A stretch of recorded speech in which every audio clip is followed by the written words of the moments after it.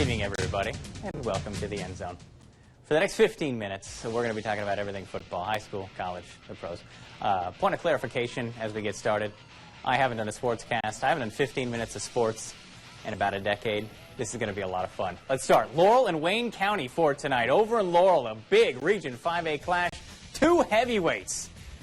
The Tornadoes hosted Wayne County War Eagles early in the first quarter. Laurel with the ball. Keon Howard, there's a reason that he is so good, and it is because he is so good. Connects with Octavius Cooley. Downfield, he takes it down to the 13-yard line. Next play, Howard, he's going to fake the handoff, and it's, my friends, a quarterback keeper. He's only got 2 rushing touchdowns on the season.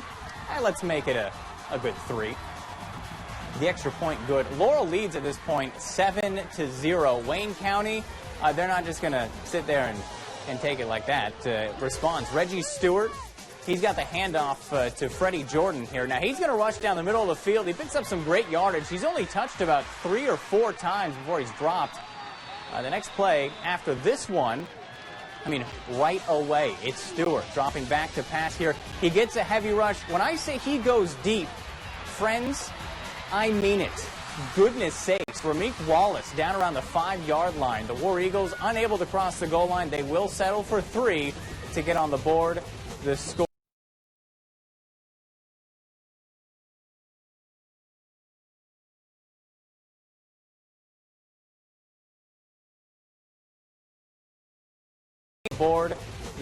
at that point, 7-3. Early in the second quarter, War Eagles ball. Stewart taking the snap. Now he's going to keep this one, and he's going to go right down the middle of the field and right into Tornado territory. They weren't able to get him down, and that's a touchdown. Or excuse me, they get him. Touchdown. They settle for 3, excuse me. The score at that point, 7-6. There we go. Now, late in the first half, let's kind of jump ahead a little bit. Howard's going to take the snap. He's going to roll out to the side. He throws to Darius Royalin. Take a look at this. That's a quick pass, but he's got some yardage after a couple, dip set, my friends. A couple of shaken tacklers, would-be tacklers. And out of the sidelines, the Tornadoes fail to get a touchdown. They'll decide to go for the field goal. And it's good. They lead the War Eagles 10-6 at this point. And if you're thinking to yourself, that's a lot of field goals, you ain't seen nothing yet. It was a slugfest between the bricks. Laurel goes on to beat Wayne County in a close one, 19-13. Now, we'll head over PCS, where the Bobcats hosted the first playoff game in school history, and it's out against Jackson Academy, and the Bobcats take the field first. PCS quarterback Luke Hudson with a little swift sweep here. Connects with Isaiah Wooler. We were talking about him earlier. Takes it 70 yards down the field, putting the Bobcats in great field position. No touchdown, but Wooler takes the snap under center. He's going to roll out to the side, finds the end zone in the corner. Bobcats add the extra point. They go up by 7 at that point. And now it's a quick 4 and out, and Jackson Academy quarterback Noah Thigpen is dropped in the backfield. The Raiders give it back to the Bobcats. PCS back in control. Now it's a handoff, Sheldon James, who puts the Bobcats back in the red zone at this point. Hudson, snap, pitch. There comes Woolard. Once again, he's into the end zone. It's like he's been there before, guys. 14-0, that's where we're at. Now, a quick 3 and out. PCS, I mentioned this, you ain't seen nothing yet. How about a 54-yard field goal?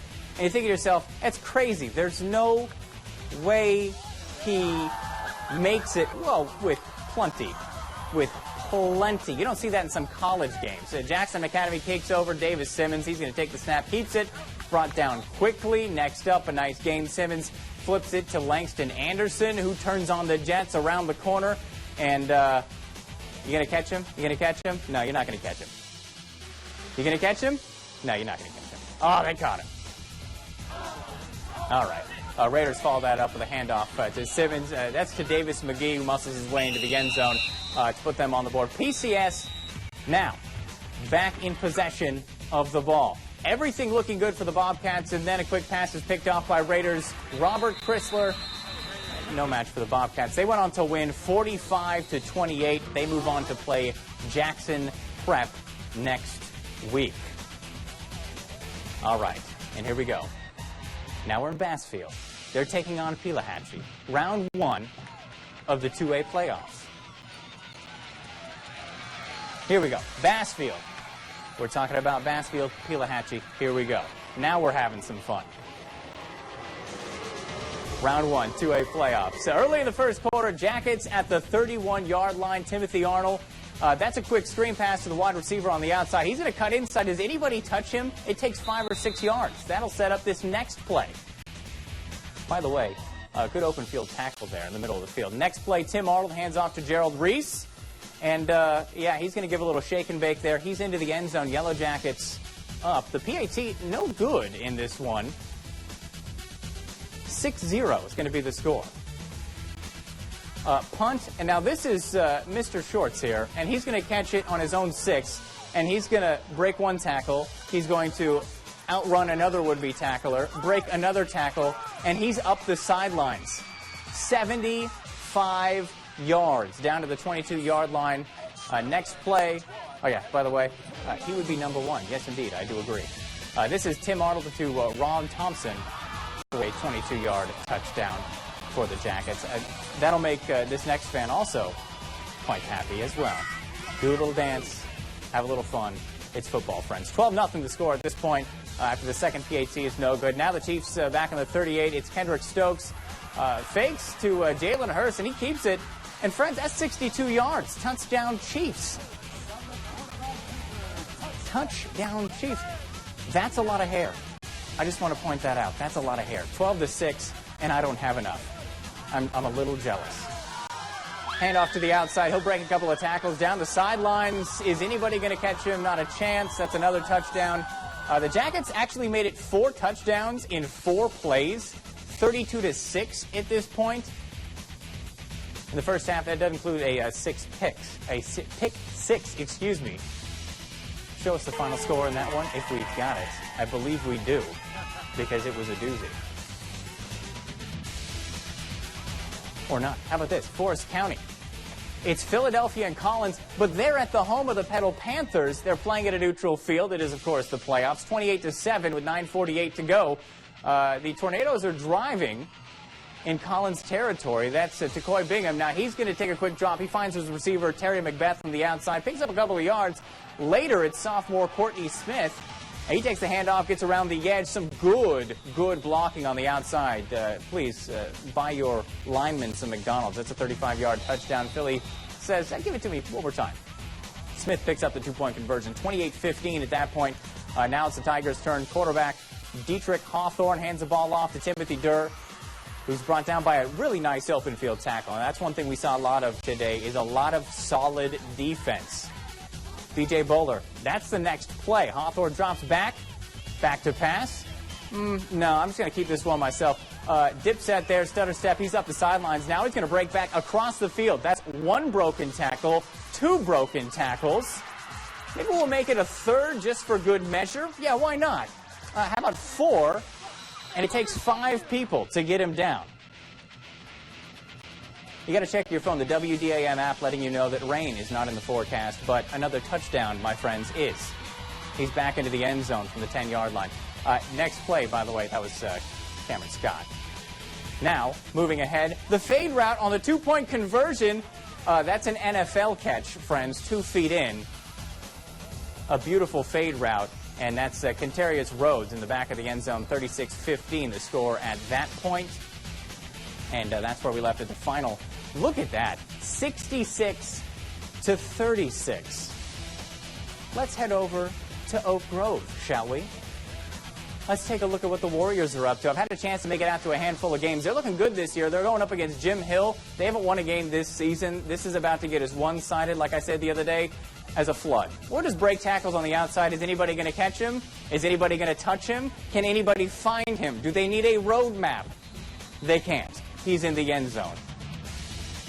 Tigers go for the extra point, and it's, of course, good. The Warriors kick off after checking out the sidelines there. Here's the kickoff. All the way down the field we go. From the 4-yard line, right up the middle, and right up the gut. It's 2 tacklers missed him, and it's off to the races. The difference is you're going to get dragged down from behind. No, you're not. In the end zone.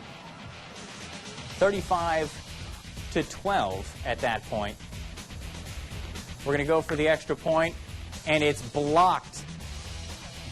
A la Appalachia State. Last play, here we go. Tigers ball. Ward's going to throw to Zach Pittman on the outside. The pass is complete with some questionable defensive coverage there.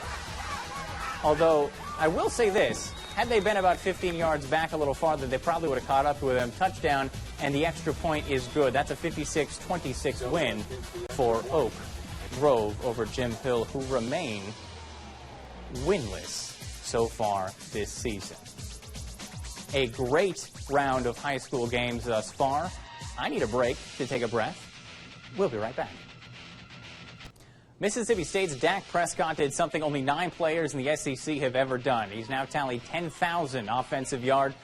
He's also the 6th player in SEC history to score 100 touchdowns. And after a first-half scare, the Bulldogs rallied to a sizable lead.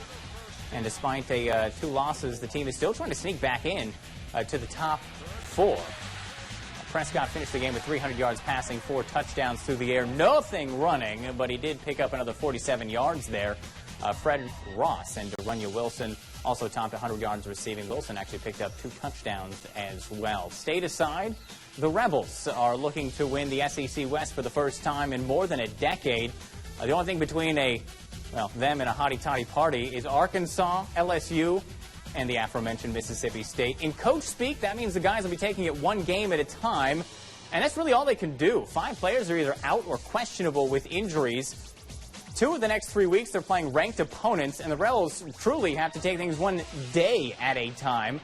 The Rebels' first test will be at Arkansas for tomorrow. Chad Kelly, Jalen Walton, Laquan Treadwell go up against a 500 team that allows more than 3 touchdowns per.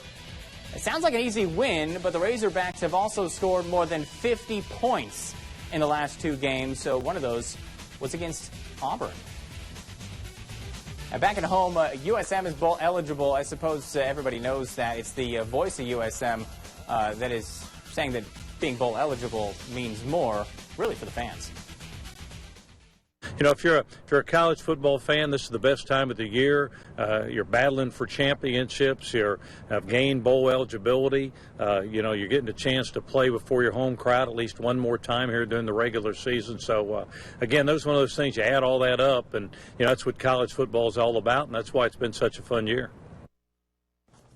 And we could talk about the NFL as well. In the NFL, if the playoffs started today, the Saints would be on the outside looking in. But it's not as far as you might think. It's the Giants, the Packers, the Panthers, and the Cardinals as your division winners. The Vikings and the Falcons getting the wild card nods. But the Saints are really third in line for that spot behind the Rams and Seahawks. Now, the Seahawks have only 2 gimmies the rest of this season. The Rams kind of have 4. The Saints have 6. Take a look at the Saints' remaining schedule. Listen to this. They play the Titans this week. Then they go to Washington. They play the Texans. The Panthers, that's a tough game. I'll give them that. The Bucks, the Lions, which just fired everybody on their staff, all the way down to seemingly every player.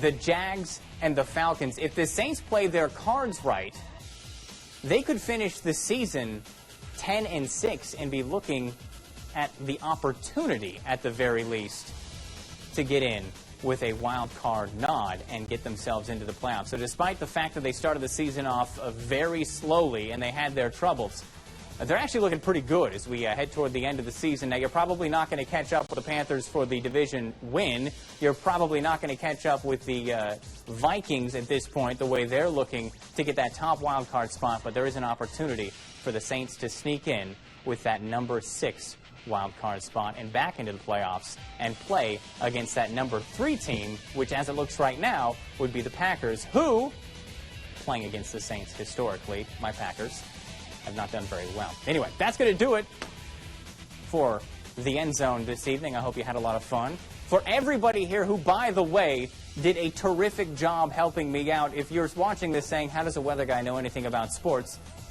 You're probably right, because everybody behind the scenes did a terrific job to make all of this happen.